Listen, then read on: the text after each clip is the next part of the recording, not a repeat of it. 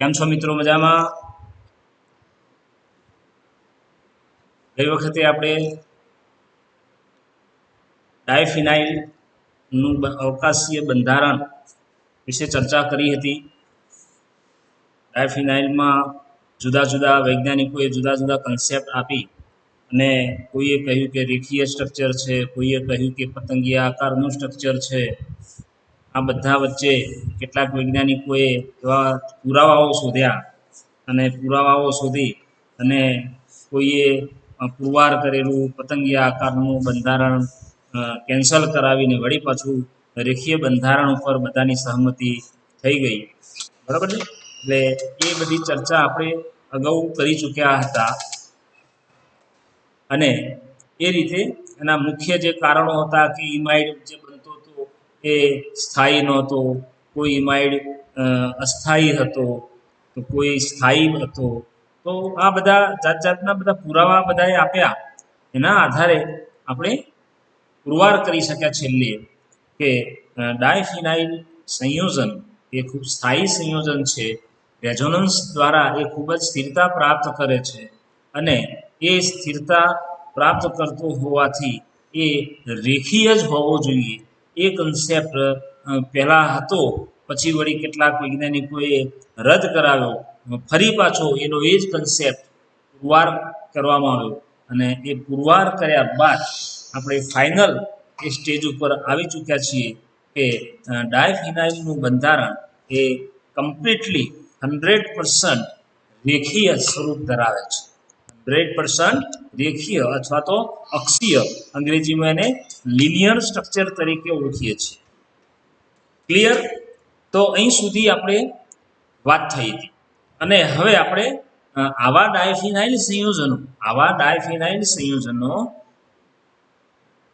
જો એમાં કંઈક વિસ્થાપન કરવામાં આવે, એમાં ડાયફિનાઇલ સંયોજનોમાં દરેક ચક્રમાં 5 હાઇડ્રોજન છે. 2 ચક્ર છે, બંને ચક્રમાં 5 હાઇડ્રોજન છે. જોઈએ આપણે, જુઓ આ જે છે એને આપણે હું બતાવું તમને અહીંયા હાઇલાઇટર બાય એરો. ઓકે, તો આ એરોમાં બતાવીએ છીએ આ પહેલું ચક્ર છે. તે પહેલા ચક્રમાં ફક્ત અહીંયા વિસ્થાપન હોય. અત્યારે આ A B C D ભૂલી જજો, બરાબર? એવું નથી. તો શું થશે? અહીં આગળ હાઇડ્રોજન છે, અહીંયા હાઇડ્રોજન છે, અહીંયા હાઇડ્રોજન છે, અહીંયા હાઇડ્રોજન છે, અહીંયા પણ હાઇડ્રોજન છે. એવું જ અહીંયા પણ તો 5 જગ્યાએ અહીંયા હાઇડ્રોજન છે, 5 જગ્યાએ અહીંયા હાઇડ્રોજન છે. તો આ 10 હાઇડ્રોજન પૈકી એવા આ ચક્રનો કોઈ એક હાઇડ્રોજન, આ ચક્રનો કોઈ એક હાઇડ્રોજન, એના દૂર કરીને કોઈ અન્ય ક્રિયાશીલ સમૂહ, અન્ય કોઈ કદમાં નાનો કે મોટો કે કોઈ સમૂહ જો જોઈન્ટ કરવામાં આવે તો શું બનશે કે આ ચક્રમાં હવે એને ડાયફિનાઇલ આપણે ના કહી શકીએ, કારણ કે કોઈ દાખલા તરીકે અહીંયા એની જગ્યાએ મેં મૂક્યો છે COH. તો હવે આને શું કહેવાય? ડાયફિનાઇલનો વ્યુત્પન્ન કહેવાય. જો અહીંયા OH લખું છું તો પણ એ આ ડાયફિનાઇલ ન કહેવાય, એ ડાયફિનાઇલનો વ્યુત્પન્ન કહેવાશે. તો વ્યુત્પન્ન એટલે ડેરિવેટિવ. આ ડાયફિનાઇલની ડેરિવેટિવ છે. અહીંયા લખ્યું છે હેડિંગ જો, optical activity of diphenyl derivatives. તો આવી ડેરિવેટિવ્સમાં ઓપ્ટિકલ એક્ટિવિટીનો ગુણધર્મ જોવા મળે છે. ઓપ્ટિકલ એક્ટિવિટી એટલે પ્રકાશીય ક્રિયાશીલતા, પ્રકાશીય ગુણધર્મ. ઓકે, તો હવે આપણે જોઈએ છીએ કે અહીં આગળ એવું તે શું બને છે. જો અહીંયા ABCD કશું હોય નહીં, અહીંયા ABCD જે લખ્યું છે એ કશું હોય નહીં, તો આ સિમ્પલ ડાયફિનાઇલ કહેવાય. પણ હંમેશા અને એવું હોય તો શું થશે ખબર છે કે આ જે 2 ચક્ર વચ્ચે આ એક જ સિંગલ બોન્ડ છે. આ બધા જ બેન્ઝીનમાં બધા જ કેવા હશે? દ્વિબંધ હશે કે એકબંધ હશે? બધા દ્વિબંધ પણ ના હોય કે બધા એકબંધ પણ ના હોય. એક અને અડધો બંધ હોય દરેક જગ્યાએ, એક અને અડધો બંધ. બેન્ઝીનમાં આપણે સાબિત કરેલું છે કેલ્ક્યુલેટરના સ્ટ્રક્ચરમાં, કારણ કે દરેક બંધ એક ક્ષણે અહીંયા હોય તો બીજી ક્ષણે અહીંયા આવે. ત્રીજી શ્રેણી અહીંયા આવે તો ચોથી શ્રેણી અહીંયા આવે, ફરતા રહે છે, રેઝોનન્સ થાય છે. એટલા માટે બેન્ઝીનના ચક્રમાં કોઈ બંધ સિંગલ કે કોઈ બંધ ડબલ નથી. 1.5 બોન્ડ છે, દરેક જગ્યાએ 1.5 બોન્ડ છે. સિંગલ બંધ ફક્ત આ એક જ છે. બે ચક્ર વચ્ચે જોડાણ કરનારો જે બંધ છે એ સિંગલ બંધ છે. અને એ સિંગલ બંધ હોવાના કારણે શું થશે, અહીંયા આગળ ભ્રમણ થઈ શકે. આ એક બંધ હોય એના ઉપર ભ્રમણ થઈ શકે, અહીંયા રોટેશન થાય. એટલે કે આ જે એક ચક્ર છે એ એક ચક્ર તેમ એમના એમ હોય. દાખલા તરીકે આ એક ચક્ર છે, મારા હાથ સામું જોજો, મારા ફોટા ઉપર જોજો. આ એક ચક્ર છે અને બીજું ચક્ર દાખલા તરીકે આ રીતે છે. આ બેના વચ્ચે એક સિંગલ બંધ છે, બેના વચ્ચે એક સિંગલ બંધ છે. વચ્ચે કંઈ દેખાશે નહીં, પણ તમે સમજી લેજો ત્યાં એક બંધ છે, સિંગલ સિગ્મા બંધ. હવે શું થશે કે આ સિંગલ બંધ ઉપર રોટેશન થાય એટલે એક બાજુનું ચક્ર એમના એમ રાખી અને બીજી બાજુનું ચક્ર છે જો આ રીતે ધીરે ધીરે ધીરે ધીરે રોટેશન પામશે. આ રીતે રોટેશન પામશે. રોટેશન થયું. કેટલું ભ્રમણ થયું? 180 ડિગ્રી ભ્રમણ કર્યું મેં. આ જે મારો અંગૂઠો આ નીચે છે એ પહેલા ક્યાં હતો? ઉપર હતો, બરાબર છે. આ રીતે 180 ડિગ્રીનું રોટેશન થયું. સિંગલ બંધ ઉપર હંમેશા રોટેશન થાય. ડબલ બંધ હોય કે 1.5 બોન્ડ હોય તો રોટેશન કદી ના થાય. સમજી લો, આ ક્લિયર. તો રોટેશન થાય છે અહીંયા. તો રોટેશન થાય છે એટલા માટે શું છે કે બે બેન્ઝીન ચક્ર હંમેશા એક જ સમતલમાં હશે એવું માની ન લેવાય. કારણ કે આ રોટેશન કોઈને બળ આપવાથી નથી થતું, આપોઆપ થાય છે. કુદરતમાં જે સ્થિતિ શક્તિ એ અણુની છે એ સ્થિતિ શક્તિના આધારે જ એમાં ફ્રી રોટેશન થાય છે. ફ્રી રોટેશન, મુક્ત ભ્રમણ. આમાંય ફરી શકે, આમાંય ફરી શકે. જો ખ્યાલ આવે છે આ બધું? મારા હાથ સામું જોજો. તો આ રીતે ફરી શકે, મુક્ત ભ્રમણ.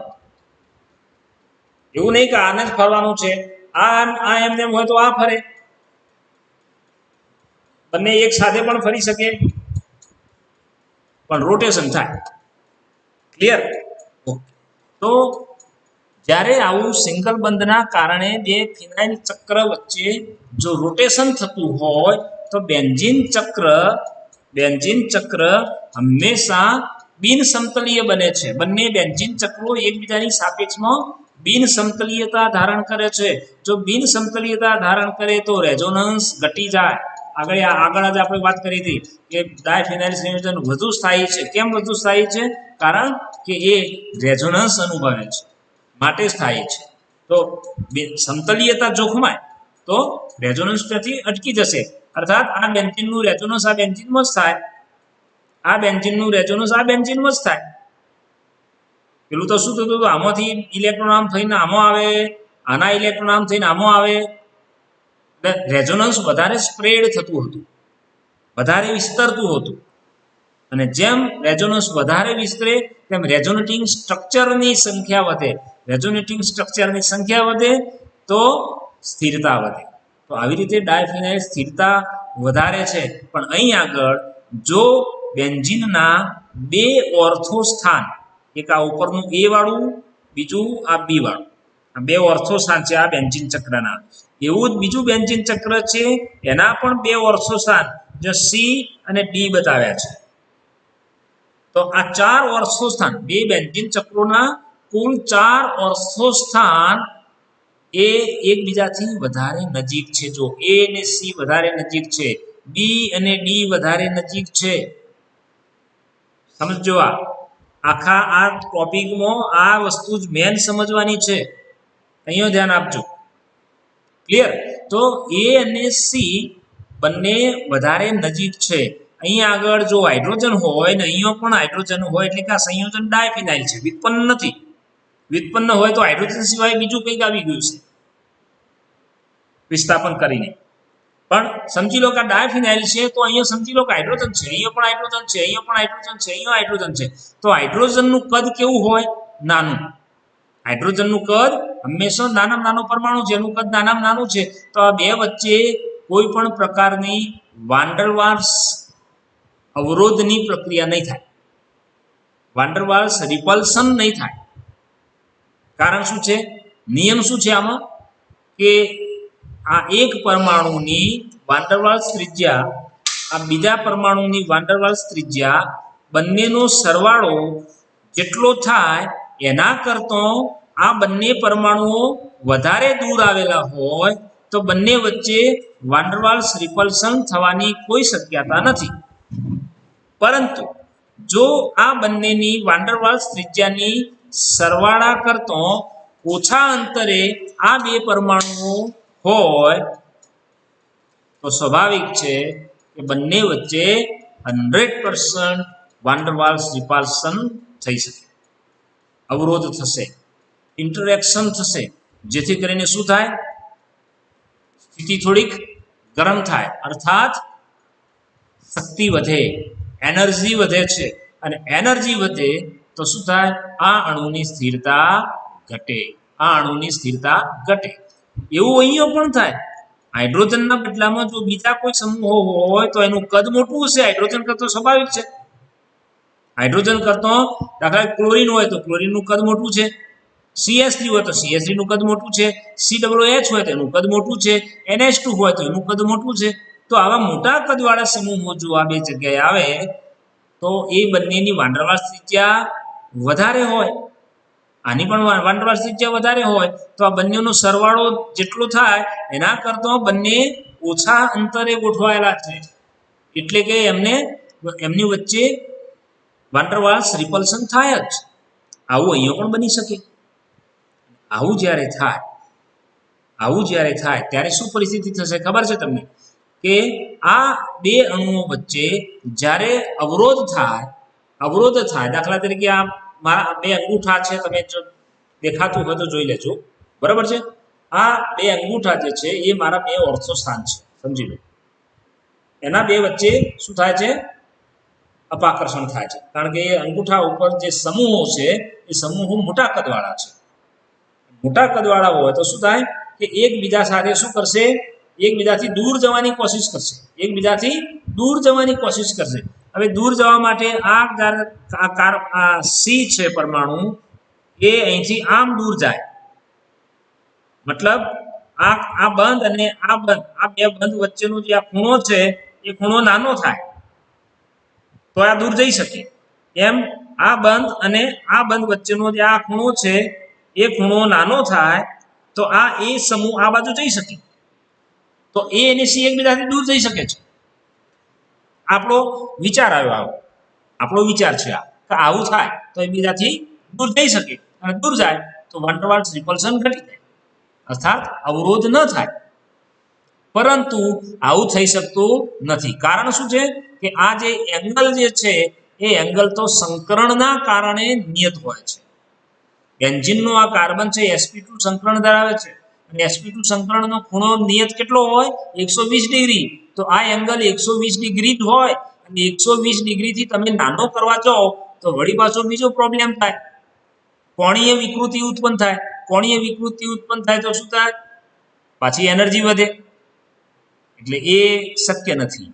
તો બીજું શું છે કે શક્યતા અહીંયા છે કે અહીંયા આગળ આ સિંગલ બંધ ઉપર રોટેશન થાય. દાખલા તરીકે હવે મારા હાથ સામું જુઓ. હવે જો સિંગલ બંધ ઉપર રોટેશન થાય, અહીંયા દાખલા તરીકે એ છે, અહીંયા દાખલા તરીકે સી છે, તો એ અને સી હાલ એક જ સમતલમાં હોવાના કારણે એકબીજાના કદ મોટા હોવાના કારણે એકબીજા સાથે વાન્ડરવાલ્સ રિપલ્શન કરે છે. આ રિપલ્શનનો ઘટાડો કરવો હોય તો આ સિંગલ બંધ છે એ સિંગલ બંધ ઉપર રોટેશન થાય. દાખલા તરીકે આ રોટેશન થાય છે, જુઓ આ રોટેશન થયું 90 ડિગ્રી સુધી આવ્યું, બરાબર? 90 ડિગ્રી સુધી રોટેશન કર્યું તો હવે આ એ અને સી વચ્ચેનું અંતર વધી ગયું, અને અંતર વધી ગયું તો અવરોધ ઘટી. હવે હજુ સુધી નીચે લઈ જઈએ, જોકે મારો હાથ નહીં જઈ શકે, હું આ રીતે ફેરવું અને એને મારી તરફ ફેરવું છું. જો એ આ 90 ડિગ્રી અંગૂઠો મારી તરફ આવી ગયો, 90 ડિગ્રી ફરી, તો આ એ અને સી છે, એ અને સી બંને શું થશે? બંને વચ્ચે અપાકર્ષણ છે પણ એ આ જો દૂર જાય છે, આ સી એથી દૂર જવા માંડ્યું, અને હવે આ દૂર થયો, દૂર છે, હજુ મેક્સિમમ દૂર નથી થયું. હજુ એને મેક્સિમમ દૂર થવું હોય તો હજુ સુધી એ વાન ડેર વાલ્સ રિપલ્શન ઘટાડી શકશે. દૂર જવા માટે એને ક્યાં જવું પડશે? હજુ પાછું આમ દૂર જવું પડશે, બિલકુલ એની સામે 180 ડિગ્રી રોટેશન કરીને બીજું સામે જતો રહે કે નહીં? તો હવે કોઈ રિપલ્શન ના થાય. સાચી વાત. પણ તમારે અહીંયા યાદ રાખવું જોઈએ કે આ જે સી છે એ સી નીચે આવે છે, સમજી લો. પણ આ એ છે, એના નીચે અહીંયા બી છે, અહીંયા બી છે, એ પણ એટલું જ કદ ધરાવવા વાળો છે. સી એ થી બચવા માટે આમ થઈને નીચે આવે તો આ બાજુ બી છે, તો બી સામે ઇન્ટરેક્શન થશે. એટલે જ્યારે એ સી એ થી દૂર જવા માટે 90 ડિગ્રી જેટલું રોટેશન કરે ત્યાં સુધી બરોબર છે, પણ 90 ડિગ્રી રોટેશન કર્યા પછી નીચે જવાની કોશિશ કરશે તો એ બી થી નજીક જશે, અને બી થી નજીક જશે તો બી સાથેનું અપાકર્ષણ વધતું જશે, એટલે એ પાછો વળશે. પાછો વળીને થોડોક ઉપરની તરફ આવશે તો એ થી નજીક જવાની કોશિશ થશે, અને એ થી નજીક રહેશે તો ત્યાં પણ અપાકર્ષણ વધશે. એટલે ફરી પાછું એ એક્ઝેક્ટ 90 ડિગ્રી આગળ આવી અને એનું સમતલ અહીં આગળ લોક થઈ જાય છે. લોક એટલા માટે થાય છે કે ઉપર જાય તો એ સાથે તકલીફ થાય છે, અવરોધ થાય છે. જો સહેજ નીચે જાય છે તો બી સાથે તકલીફ થાય છે. તો હવે એકેય બાજુ એને શાંતિ નથી. એટલા માટે આ એક એવી જગ્યા છે કે જ્યાં આગળ એ સાથેનું અપાકર્ષણ પણ ઓછું છે, બી સાથેનું અપાકર્ષણ પણ ઓછું છે. તો આ એક થોડીક રિલાયબલ એક સ્થિતિ આવી છે. તો આવી સ્થિતિમાં અણુ રહેવાનું પસંદ વધારે કરે છે, જેથી કરીને જે પહેલા સિમ્પલી ડાયફિનાઇલ હતો એમાં ઇઝીલી બધું રોટેશન થઈ શકતું હતું. એક સિંગલ બોન્ડના ઉપર બંને ચક્ર ગોઠવાયેલા હતા, અને એ ગમે તે સમતલીય હોય પછી બિન સમતલીય થઈ જાય, જ્યારે પણ ફરવું હોય જે બાજુ ફરવું ફરી શકતા હતા. હવે ફરી નહીં શકે, હવે લોક થઈ ગયું. તો આ મુક્ત ભ્રમણને લોક કરવાની પ્રોસેસ થઈ. કોણે કરી? બેન્ઝીનના બંને ચક્રો ઉપર રહેલા બે ઓર્થો સ્થાન ઉપર હાઇડ્રોજનના બદલામાં જો કોઈ મોટું કદ ધરાવતા સમૂહો વિસ્થાપિત કરીએ ત્યારે આવું થાય. સમજ પડી? તો મિત્રો વસ્તુ આ જ છે આમાં કે જે ચાર સમૂહો જે છે ઓર્થો, ચાર સ્થાનો પૈકી કોઈ પણ 3 સ્થાનો ઉપર જ આપણે જો વિસ્થાપન કરીએ, 3 સ્થાનો ઉપર જ, તો પણ આ મુક્ત ભ્રમણ લોક થઈ જશે. બરાબર છે? કારણ કે એક ભ્રમણ કરે તો બીજાના તો બે હોય ને સમૂહો, ભલે એના એક રહ્યો, એ આ બાજુ આવે તો બેના વચ્ચે આવી ગયું, ના આમ થઈ શકે ના આમ થઈ શકે, એટલે લોક તો થઈ જ જાય. 3 મિનિમમ વિસ્થાપન થાય મોટા સમૂહો દ્વારા ત્યારે આવું મુક્ત ભ્રમણ લોક થઈ શકે છે. જ્યારે 3 કરતાં વધુ હોય, અરે 4 પણ થઈ શકે, વધુમાં વધુ 4 થઈ શકે, 4 હોય તોય લોક થાય છે, 3 મિનિમમ 3 હોય તોય લોક થાય છે. ઘણી વખત એવું હોય છે કે ફક્ત 2 જ સમૂહો હોય ને, એક આ ચક્રમાં એક આ ચક્રમાં, બંને ચક્રમાં એક ઓર્થો સ્થાને, તો પણ લોક થઈ શકે છે. પણ એ જ્યારે એક ચક્રમાં એક જ સમૂહો હોય તો એનું કદ અતિશય મોટું હોય ત્યારે લોક કરી શકે. બરાબર છે? જોઈએ આપણે. આટલામાં સમજણ પડી ગઈ છે તમને? Very good. હવે આપણે જોઈએ. આ જુઓ બતાવ્યું મેં, આ સમતલ બતાવ્યું તમને કે એક બેન્ઝીન ચક્ર છે, એ આપણું સ્ક્રીન છે, બોર્ડ છે, એ બોર્ડના સમતલમાં છે. એના ઉપર એ સમૂહ મૂક્યો છે. એ સમૂહ એ મતલબ કોઈ પણ હોય, એ મતલબ કોઈ પણ હોય, હાઇડ્રોજન સિવાયનો કોઈ પણ પરમાણુ હોય કે હાઇડ્રોજન સિવાયનો કોઈ પણ સમૂહ હોય, નાનો હોય મોટો હોય કોઈ પણ હોય. બરાબર છે? પણ આ બંને એ અને બી તેમજ બાજુના ચક્રના સી અને ડી, આ 4 પરમાણુઓ કે સમૂહો એટલા મોટા તો હોવા જ જોઈએ કે જેથી કરીને પાસેના 2 ઓર્થો સ્થાનો ઉપર જ્યારે આવે ત્યારે એમના વચ્ચે અપાકર્ષણ થવું જોઈએ. આપણો રસ આ જ છે કે બંને જોડે ના આવવા જોઈએ. આ બંને જોડે ન આવવા જોઈએ. જોડે આવે તો અપાકર્ષણ થાય. અપાકર્ષણ થાય એટલે દૂર ગયા સિવાય છૂટકો જ નહીં. તો જો પેલી બાજુ જાય તો સી પેલી બાજુ જતો રહેશે, ડી આ બાજુ આવશે. જો સી આ બાજુ આવતો રહે તો સી આ બાજુ આવશે, ડી પેલી બાજુ જતો રહેશે. આમાં શું થશે, એ અને બી તો નિયત રાખીએ છીએ, સમજી લો. એ ઉપર છે, બી નીચે છે. આ ચક્ર એવું છે કે જો તમારું આ ચક્ર એ પહેલા ચક્રની સાપેક્ષમાં બીજું ચક્ર છે એ જો જમણી તરફ નમે તો તમારાથી દૂર જશે. કોણ? સી. સી તમારાથી દૂર જશે, ડી તમારી તરફ રહેશે. જો આ જે પહેલા આ સમતલીય ચક્ર હતું એ ડાબી તરફ ફરે, ડાબી તરફ રોટેશન કરે, તો જે સી સમૂહ છે એ તમારી તરફ આવશે અને ડી છે તમારાથી દૂર જશે. તો આ બે રચનાઓ થઈ.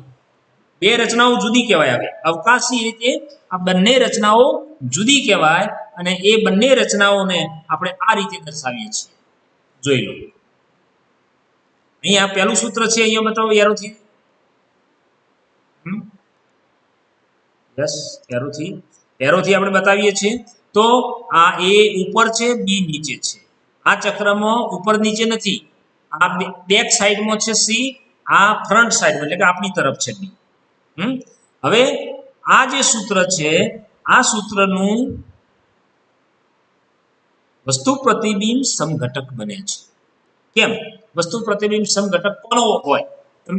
તમે સમજતા છો. સ્ટીરિયો કેમિસ્ટ્રીમાં વસ્તુ પ્રતિબિંબ સમઘટક કોનો બને? જે સંયોજનમાં ઓછામાં ઓછો એક અસમ કાર્બન પરમાણુ આવેલો હોય એનો જ વસ્તુ પ્રતિબિંબ ઘટક બને. અને એ બંને જુદા હોય, એ બંનેની અવકાશીયતા જુદી હોય. એક આર અવકાશીયતા વાળો હોય તો બીજો એસ અવકાશીયતા વાળો. આરએસ નામકરણ તમે શીખ્યા છો અગાઉ, રાઈટ? તો આમાં કેવું છે, આ અણુ બિન સમતલીય થયો. આ અણુ આખો બિન સમતલીય છે. આનું સમતલ ઊભું છે, આ બાજુનાનું સમતલ આડું છે, એકબીજાને લંબ છે આ બંને સમતલ. અને આવું સમતલ જે હોય એનો વસ્તુ પ્રતિબિંબ ઘટક આવો થાય. દર્પણ આગળ મૂકી દઈએ ને તો દર્પણની અંદર આવું જ દેખાય. તમે દર્પણ આગળ ઊભા રહો તો દર્પણમાં તમારા કરતો કંઈક જુદું દેખાય એવું જોયું કદી? એવું જ દેખાય. પણ તમારો જમણો કાન હોય એ તમને એમ લાગે કે આ ડાબો થઈ ગયો. આવું લાગે કે નહીં? રાઈટ? એટલે અહીં આગળ આ જે ચક્ર અને આ ચક્ર બંનેમાં ભેદ છે, અવકાશીયતા જુદી છે. એવું અહીંયા પણ સમજાવ્યું આપણે કે આ બાજુ ફરે તો સી પેલી બાજુ જશે, ડી આ બાજુ આવશે. જો આ બાજુ ફરે તો સી આ બાજુ આવશે, ડી પેલી બાજુ જશે. આવું આપણે સમજ્યા. તો આ કેમ આવું થયું? આણ્વીય અસમિતતા નો ઉદ્ભવ થયો. અહીંયા આણ્વીય અસમતા કેવી રીતે થયો? પહેલા મુક્ત ભ્રમણ થતું હતું ત્યારે આવું નહોતું થતું. મુક્ત ભ્રમણ થતું હતું ત્યારે આવો કોઈ પ્રોબ્લેમ નહોતો. પણ જ્યારે મુક્ત ભ્રમણ અટકાવ્યું આપણે, કેવી રીતે અટકાવ્યું? મોટા કદના વિસ્થાપક સમૂહોને ઓર્થો સ્થાન ઉપર જોડ્યા.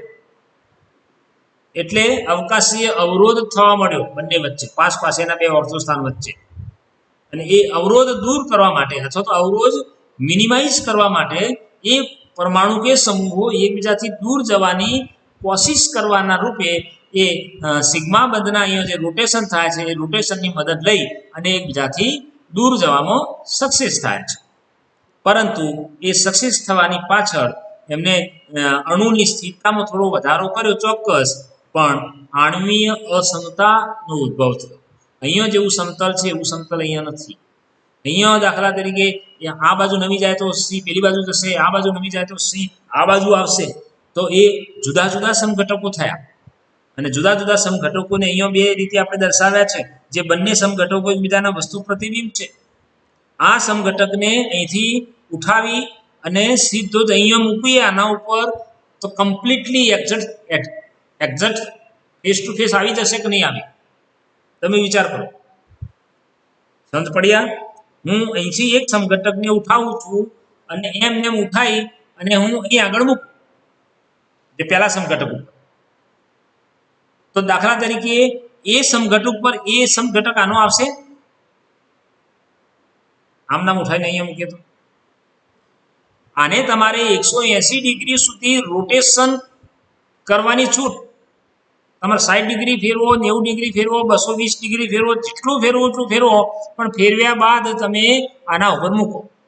તમને એમ લાગે કે આર્યું આ ચક્ર આ બાજુ છે તો 180 ડિગ્રી ફેરવીએ તો આ બાજુ થઈ જાય, રાઈટ? ફેરવો 180 ડિગ્રી ફેરવો, 180 ડિગ્રી ફેરવશો એટલે આ એ ઉપર છે એ નીચે આવી જશે, અને એને તમે આના ઉપર સેટ કરવા જાઓ તો આનો એ ઉપર છે અને તમે ફેરવી લાયા તેનો એ નીચે આવશે. What happens? એના ઉપર એ આવશે નહીં, આવે, બિલકુલ નહીં આવે, ગમે તેટલું મથો આખો દિવસ. એનો અર્થ શું થયો કે આ ચક્ર છે એ આ ચક્ર ઉપર અધ્યારોપિત થતું નથી. It is not superimposable on the structure. Superimpose થવું એટલે અધ્યારોપિત થવું, આ અધ્યારોપિત નહીં થઈ શકે. અને જો અધ્યારોપિત ન થાય તો આ બે સમઘટકો જે એકબીજાના વસ્તુ પ્રતિબિંબ હોય અને જો એકબીજા ઉપર અધ્યારોપિત ન થતા હોય તો એ પ્રકાશ ક્રિયાશીલતાનો ગુણધર્મ ધરાવે છે. જેવું અવકાશ રસાયણમાં તમે અસમ કાર્બનની હાજરી જેમાં હોય, દાખલા તરીકે લેક્ટિક એસિડ હોય કે આવા કોઈ અણુ હોય, એ પ્રકાશ ક્રિયાશીલ છે, એકબીજા ઉપર અધ્યારોપિત થઈ શકતા નથી, માટે પ્રકાશ ક્રિયાશીલ છે. જો અધ્યારોપિત થઈ જાય તો પ્રકાશ અક્રિયાશીલ, પણ અહીં આગળ અધ્યારોપિત થતા નથી, માટે આ બંને સમઘટકો એકબીજાના પ્રકાશ એકબીજાના ઇનેન્સ્યુમર્સ કહેવાય, એકબીજાના ઇનેન્સ્યુમર્સ કહેવાય. અને પ્રત્યેક ઇનેન્સ્યુમર્સ હંમેશા પ્રકાશ ક્રિયાશીલતાનો ગુણધર્મ ધરાવતા હોય. એટલે કે ડાયફિનાઇલ વ્યુત્પન્ન કેમ કીધું આપણે? કારણ કે અહીં આગળ એચ નથી, હવે જુદા સમૂહો છે એ બી સી ડી, તો એનો મતલબ કે હવે ઓરિજિનલ ડાયફિનાઇલ નથી, એમાં તમે મોડિફિકેશન કર્યું છે, એમાં કંઈ એચના બદલામાં બીજા સમૂહો તમે લાવ્યા છો, માટે હવે એને ડાયફિનાઇલ ન કહેવાય, ડાયફિનાઇલ વ્યુત્પન્ન કહેવાય. તો એ ડાયફિનાઇલ વ્યુત્પન્ન જે છે એ પ્રકાશ ક્રિયાશીલતાનો ગુણધર્મ ધરાવે છે એવું આપણે અહીંયા સાબિત કરીએ છીએ. હેડિંગ આપણું એ જ હતું ને, હેડિંગ આપણું શું હતું જોઈ લો, optical activity of diphenyl derivatives, not for diphenyl. Diphenyl કદી ઓપ્ટિકલ એક્ટિવ નથી, ડાયફિનાઇલ ડેરિવેટિવ્સ ઓપ્ટિકલ એક્ટિવિટી છે. ખ્યાલ આવી ગયો? આ સમજ પડી ને? ઓકે. હવે આમાં એક બીજી વાત મારે તમને સમજાવવાની છે. એ વાત એ છે કે આ પ્રકારના જે આ બંને સમઘટકો કહેવાય, એટલે અંગ્રેજીમાં એને આપણે આઇસોમર્સ કહીએ છીએ, અંગ્રેજીમાં એને આઇસોમર્સ કહીએ છીએ. આ જે આઇસોમર્સ છે એ આઇસોમર્સને આપણે એક નામ આપીએ છીએ. જોજો જરા, હા, હું લખું છું અહીંયા.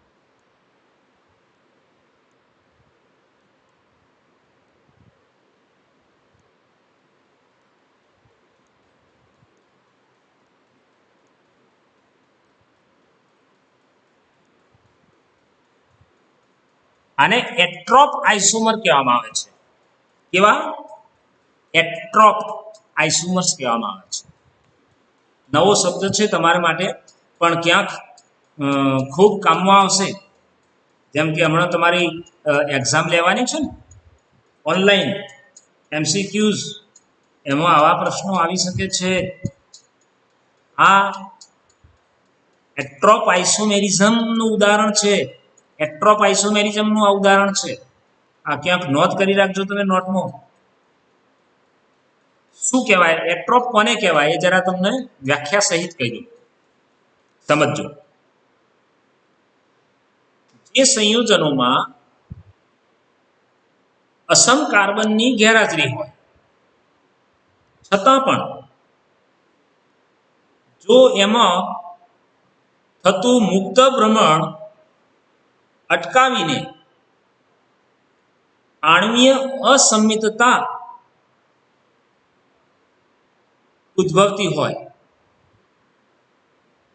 જેના લીધે તેવા સમઘટકો વસ્તુ પ્રતિબિંબ સમઘટકોમાં જોવા મળે છે અને તે સમઘટકોમાં જો સમમિતિ તલ કે સમમિતિ કેન્દ્ર ગેરહાજર હોય તો તેવા આઇસોમર્સ ઓપ્ટિકલી એક્ટિવ હોય છે, એટલે કે પ્રકાશ ક્રિયાશીલતા દર્શાવે છે. આવા સમઘટકોને એટ્રોપ આઇસોમર્સ તરીકે ઓળખવામાં આવે છે. સમજણ પડી ગઈ? મેં કહ્યું એ ફરીથી જરા ઝડપથી બોલી જઉં છું. જે કાર્બનિક સંયોજનમાં અસમ કાર્બનની ગેરહાજરી હોય છતાં પણ એમાં સિગ્મા બંધ ઉપર કોઈ પણ સિગ્મા બંધ ઉપર મુક્ત ભ્રમણ અટકાવી શકે તેવા મોટા કદના સમૂહો દ્વારા વિસ્થાપન કરવામાં આવે તો આણ્વીય અસમિતતા ઉદ્ભવે છે.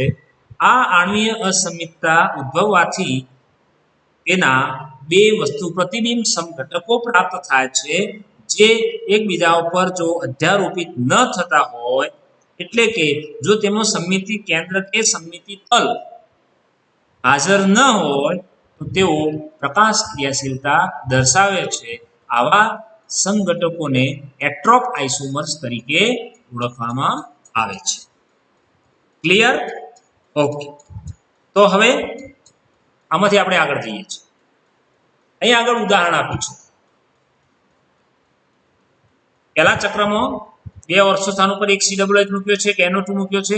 બીજા ચક્રમાં પણ એક COH મૂક્યો છે કે NO2 મૂક્યો છે. અહીંયા શું થાય?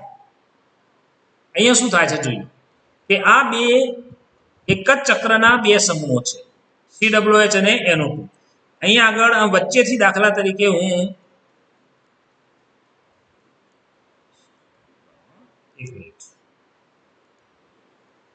હું વચ્ચેથી અહીં આગળ એક સમતલ પસાર કરું છું, વચ્ચેથી એક સમતલ પસાર કરું છું, તો આ સમતલની ઉપર COH છે, સમતલની નીચે NO2 છે. ઓકે, આ સમતલ આપણે સમજીએ છીએ કે મોટા સમૂહો છે બધા, એટલે અહીંયા પ્લેનર બતાવ્યું છે તો બંને પ્લેનર તો ના જ હોય, એકબીજાને લંબ હશે. એક સમતલ ઊભું હશે, એક સમતલ આડું હશે. પહેલું સમતલ દાખલા તરીકે ઊભું છે, એને વચ્ચે થઈને એક સમતલ એવું પસાર થાય, એ સમતલની ઉપર તરફ COH છે, નીચેની તરફ કોણ છે? NO2 છે. અહીં આગળ આ સમતલ દાખલા તરીકે આડું છે. આ સમતલ આ ઊભું હોય તો આડું જ હોય, અને આડું હોય તો આ સમતલ પણ આડું જ જાય. આ સમતલ જાય છે, આડું જાય છે. તો આ ઊભા સમતલને અધવચ્ચેથી કાપે છે. અડધું સમતલ ઉપર રહી જાય છે, અડધું સમતલ નીચે રહી જાય છે, અને બંને સમતલના છેડા ઉપર જોવા જઈએ તો સમાનતા નથી. અહીંયા આ બાજુ દૂર જઈએ તો COH આવે છે, આ બાજુ દૂર જઈએ તો NO2 આવે છે, સમાનતા નથી. અહીં આગળ જોઈએ તો આ NO2, પછી આ બેન્ઝીનનું ચક્ર, પછી આ COH, આ બધા આ સમતલમાં જ આવી જાય ને, એ બધા સમતલમાં જ આવે ને, કારણ કે આ સમતલ આડું છે એટલે, અને એ સમતલ આડું છે, સમતલ એ આડું છે, અને પેલું બેન્ઝીન ચક્ર પણ આડું છે, તો એ સમતલમાં આવી જશે. તો અહીં આગળ શું છે કે અહીંયા COH હોય કે NO2 હોય, પણ એ આ સમતલમાં જ આવી ગયા, અને સમતલમાં જ આવી ગયા એટલે ઉપર જુઓ તો અવકાશ છે, ખાલી કંઈ જ નથી. નીચે જુઓ પણ અવકાશ છે, કંઈ જ નથી. એટલે બંને બાજુ સમાનતા છે, પણ આ બાજુ ઉપર COH છે, નીચે NO2 છે, અહીંયા સમાનતા નથી. જો આ સમતલ આડું ગણીએ, આરે પહેલા ચક્રનું આડું ગણીએ, આને ઊભું ગણીએ, તો આના ઉપર નીચે સમાનતા નથી, અને આ COH ને NO2 એટલે આડા સમતલમાં આવી જશે. મતલબ સમતલ ગમે તે તમે પસાર કરો બેના વચ્ચે થઈને, પરંતુ કોઈ પણ એકમાં થઈને પસાર થઈ જતું હોય તો ત્યાં આગળ આપણને એમ લાગે કે આ બંને બાજુ સમાનતા લાગે, પણ અહીં આગળ જોવા જોઈએ તો બંને બાજુ સમાનતા નથી. તો અહીંયા એનો અર્થ શું થયો કે આ તલ જે છે એ આખા અણુને બંને બાજુ સમાનતાથી વિભાજિત કરતું નથી. ધેરફોર એ સમમિતિ તલ ના કહેવાય. ધેરફોર આ સમતલ સમમિતિ તલ ન કહેવાય, અને સમમિતિ તલ ન હોય તો એને અહીંયા લખી શકાય. આપણે તમારે જાતે આ પ્રયત્ન કરવાનો છે. હવે તમારે અહીંયા લખવાનું શું લખશો? તમારી નોટમાં લખજો, સ્ક્રીન ઉપર નહીં લખાય. હા, લખશો સમમિતિ તલ ગેરહાજર છે, આવું લખી દેવાનું. ક્લિયર? ધેરફોર એના નીચે લખવાનું ધેરફોર જો સમમિતિ દળ ગેરહાજર હોય તો આપણે શું હોય એ સંયોજન પ્રકાશ ક્રિયાશીલ હોય તો નીચે લખીએ ને ધેરફોર પ્રકાશ ક્રિયાશીલ છે ધેરફોર પ્રકાશ ક્રિયાશીલ છે જો અહીંયા સમમિતિ દળ હાજર છે એવું આવ્યું હોત તો અહીંયા લખવાનું ધેરફોર સંયોજન પ્રકાશ અક્રિયાશીલ છે સમમિતિ દળ હાજર હોય તો પ્રકાશ અક્રિયાશીલ તો આવું તમે કરી શકશો ને તો આ બીજા ઉદાહરણ જે છે હું એક બે ઉદાહરણ બીજા આપું છું એ તમારે જાતે પ્રયત્ન કરવાનો છે અને એ જવાબ થઈ જાય એના પછી મારા બીજા લેક્ચરમાં તમારે મને એનો જવાબ આપવાનો છે રાઈટ તો તમારે નોટમાં લખી રાખવાનું હું પૂછું ત્યારે મને એનો જવાબ મળવો જોઈએ તૈયાર છો ને રાઈટ તો આ ત્રીજું આપીએ આ ત્રણના જવાબ તમારે લખવાના છે એકનો તો જવાબ મેં આમાંથી કહી દીધો છે ઓલરાઈટ હજુ બીજું છે આ પણ લખજો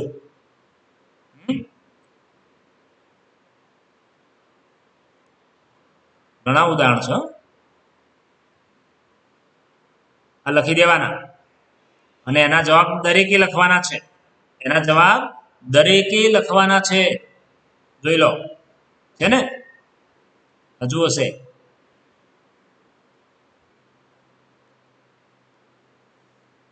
જો છે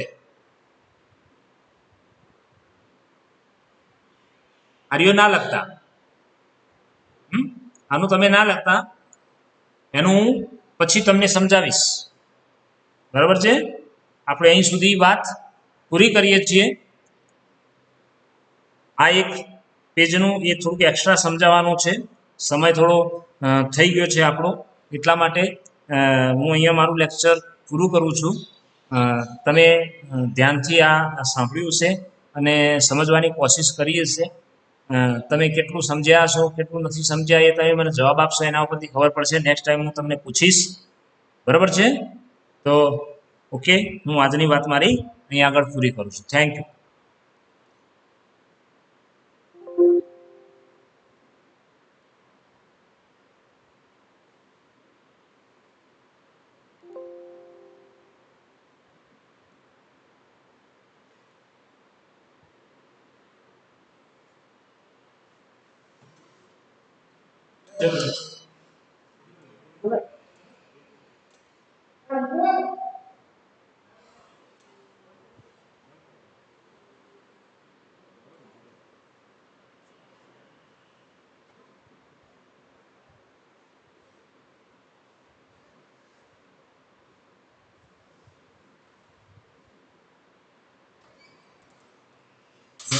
આ ડાબી